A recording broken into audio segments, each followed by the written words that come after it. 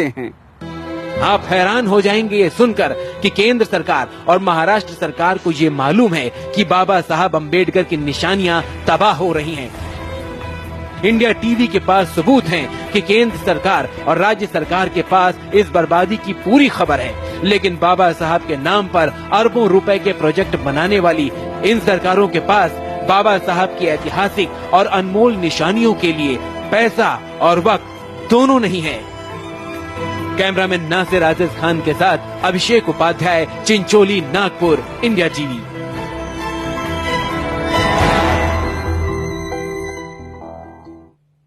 बाबा साहब ने 80,000 शब्दों में देश के भविष्य की बुनियाद रख दी। 2 साल 11 महीने में दुनिया का सबसे बड़ा संविधान बन गया। लेकिन बाबा साहब को भी नहीं मालूम था कि उनकी विरासत की तकदीर लिखे जाने में 50 साल लग जाएंगे। अगर आज हमारे हुक्मरानों की आंखें नहीं खुली तो 2 साल में अंबेडकर की आखिरी निशानियां खत्म हो जाएंगी।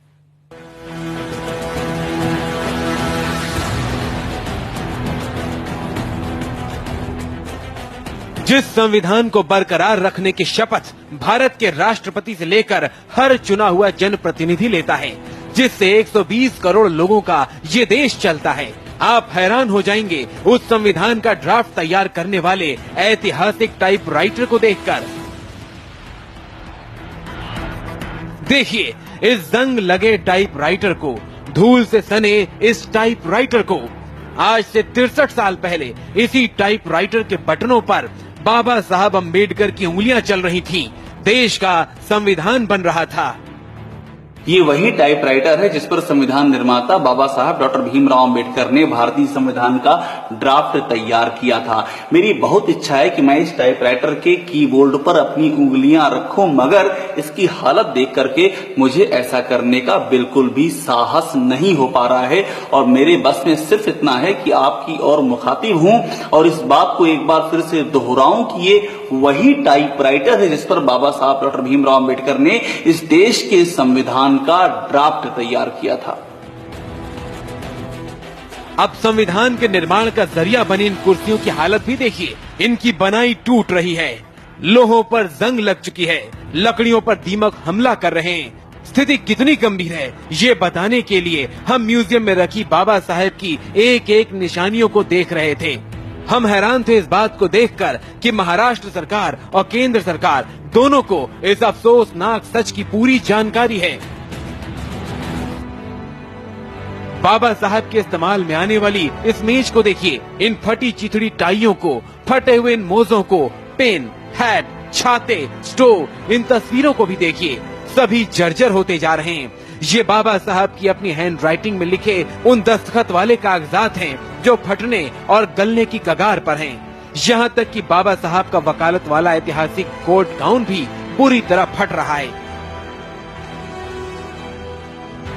अंबेडकर की ये बहुमूल्य निशानियां सीधे सीधे बाहर की धूप, सीलन और गलन के संपर्क में हैं। यहाँ न तो कोई क्यूरेटर है, न कंजर्वेटर और न ही कोई सिक्योरिटी गार्ड। इस चांदी की कटोरी को ध्यान से देखिए, इसमें बाबा साहब की अस्थियां रखी हुई हैं। और अब यहाँ के ट्रेजरर के मुंह से निकली इस चेतावनी को सुनिए कि 2 साल, सिर्फ 2 साल और फिर यहाँ कुछ भी नहीं बचेगा। यही कंडीशन अगर 2 साल रही तो बाबा साहब के जनता को बाबा साहब का सामान देखने को नहीं मिलेगा। बाबा साहब का जो सामान है वो पूरा नष्ट होते जा रहा। अगर 2 साल गवर्नमेंट अगर ध्यान नहीं देती तो मेरे को नहीं लगता कि 2 साल के ऊपर भी ये जो बाबा साहब का सामान है आने वाले पब्लिक को देखने को मिलेगा। कल इसी संसद भवन में हर पार्टी के नेता बाबा साहब की मूर्ति के आगे कतार लगाएंगे। हर पार्टी के नेता ये साबित करने की कोशिश करेंगे कि उनके और उनकी पार्टी के लिए बाबा साहब की क्या अहमियत है। लेकिन हकीकत कुछ और है। जिस वक्त कल यहाँ पर भव्य समारोह चल रहा होगा, उस वक्त चिंचोली में वीरानगी में बाबा साहब की निशानियां बद से बदतर हालत में पहुंच रही होंगी। इन हालातों में ये सवाल भी बेहद लाजमी है कि आखिर क्या करती रही है महाराष्ट्र सरकार और कैसे आंखें मूंदे बैठी है केंद्र सरकार। ये वही कुर्सियां हैं जिन पर बैठकर बाबा साहब डॉक्टर भीमराव अंबेडकर ने इस देश का संविधान लिखा है।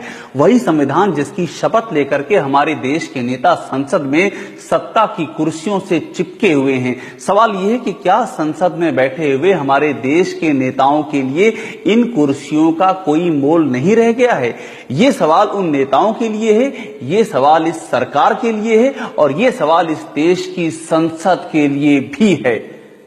कैमरामैन नासिर अजीज खान के साथ Abhishek Upadhyay, Chicholi, Nagpur, India TV. UPA सरकार और महाराष्ट्र सरकार दोनों ही सच से वाकिफ हैं। बाबा साहब के नाम पर हजारों करोड़ की योजनाओं का दावा करती हैं ये सरकारें। केंद्र सरकार के 2 मंत्रालयों के बीच पिछले 3 साल से बचाव के नाम पर कागजी कार्रवाई जारी है। अब आपको दिखाएंगे कैसे फुटबॉल की तरह बाबा साहब की निशानियों को एक पाले से दूसरे पाले में फेंका जा रहा है। बाबा साहब को करोड़ों लोगों के लिए संविधान लिखने में सिर्फ 222 पन्ने लगे, लेकिन उनकी चंद निशानियों को सहेजने के लिए न जाने कितने पन्ने केंद्र और राज्य सरकारों ने अपनी फाइलों में दबा दिए। सबसे पहले देखिए वरिष्ठ कांग्रेसी नेता और यूपीए 1 में केंद्रीय संस्कृति मंत्री रही अंबिका सोनी की इस चिट्ठी को।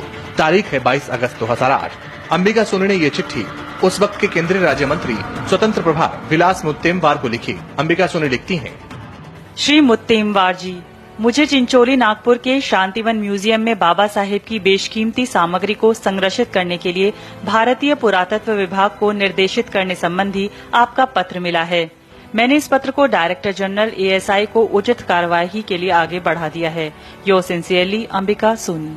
इससे पहले विलास मुत्तेमवार को इस म्यूजियम का रखरखाव करने वाली इंडियन बौद्ध काउंसिल की ओर से कई चिट्ठियां लिखी गईं। उन्होंने इसे उस वक्त की संस्कृति मंत्री रही अंबिका सोनी को बढ़ाकर अपनी खानापूर्ति कर ली।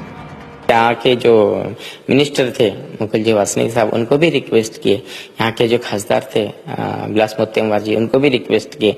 वो बोले कि करेंगे करके, लेकिन